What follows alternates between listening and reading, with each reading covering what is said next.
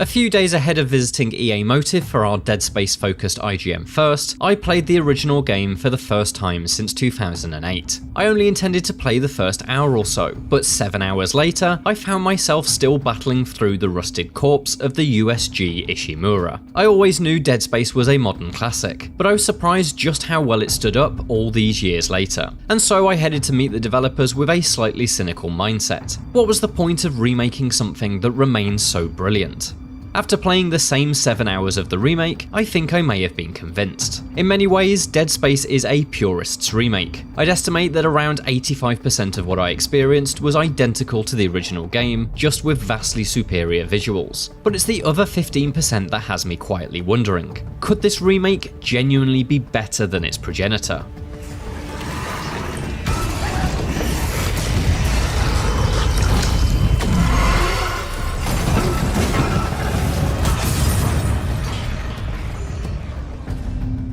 Many of these changes are gameplay improvements, several of which are drawn directly from Dead Space 2. The zero gravity sequences now allow you to move freely in all directions, rather than hop from surface to surface. This obviously allows for a better sense of freedom, but segments redesigned around this ability are notably more interesting than their original counterpart. The centrifuge generator puzzle in Chapter 3 is now a genuine spectacle, while the ADS cannon repair job has been completely changed to be a dangerous spacewalk that amps up the tension.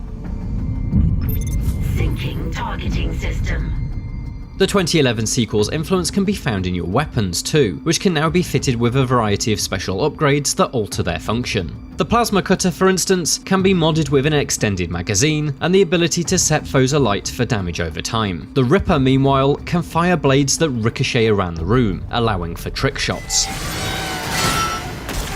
Such modifications are found hidden around the ship, and so they act as encouragement to explore every room and store cupboard. But thanks to a new security clearance system, you're initially locked out of many side locations you discover. As the story progresses, you're granted increasing levels of clearance, and so you can then backtrack through the now seamless spaceship to open doors that were once forbidden. This interconnected design and backtracking turns the Ishimura into something closer to the Talos 1 station from Prey, a huge structure that feels like a genuine place rather than a series of video game levels. It's an admirable direction, but I've yet to see exactly how well it's used across the full campaign. My hope is that Motive has smartly weaved backtracking into the main missions and the newly added side quests to allow for organic revisits of prior areas, rather than making backtracking a segregated chore.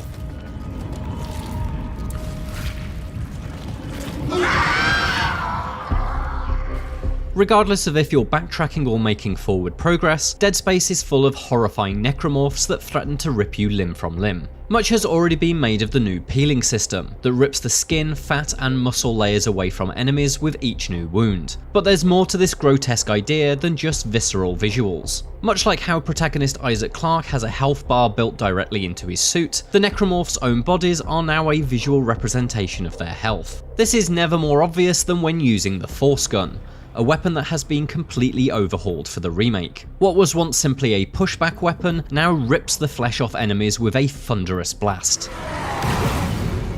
The stripped down necromorphs can then be finished off with a more conventional weapon, their exposed bones ready to be snapped with just a round or two.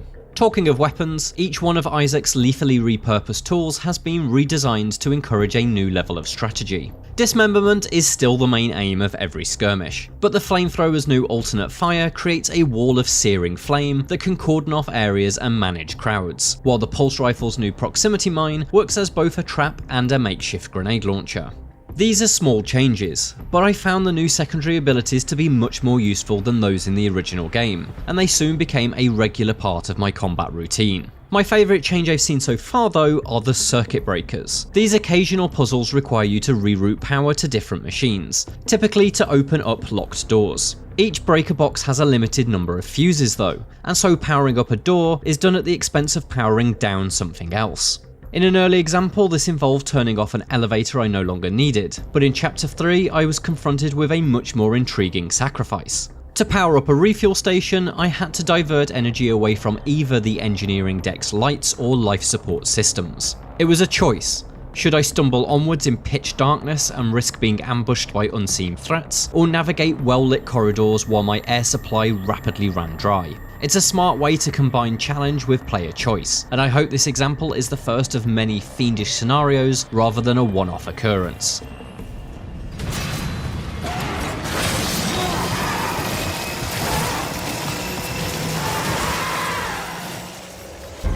Graphics aside, the most notable change right from minute 1 is the alterations to the script and storytelling. Once silent protagonist Isaac can now speak, and while I do think this is largely unnecessary, he thankfully hasn't been turned into an overly chatty Sony character. Rather than quipping at everything, Isaac's ability to respond anchors him into the horrifying situation in a realistic manner. Yoshimura's overrun with... they're fucking monsters. Gunnar Wright, the voice actor who brought Isaac to life in the sequels, reprises the role, and so once again there's the sense that elements of Dead Space 2 are being retrofitted into the original. Isaac's new scripting is pretty good, but the best changes have been made to Kendra Daniels. Once an incredibly thorny character, she's been transformed into a much more empathetic and friendly colleague for Isaac.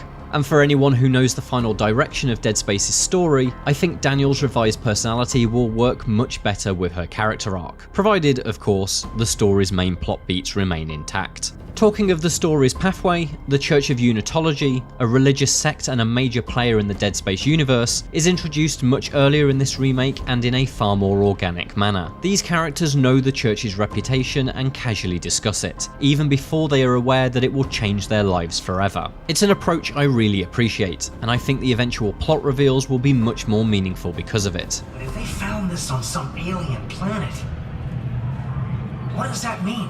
That Unitology's onto something? Unitology's full of shit.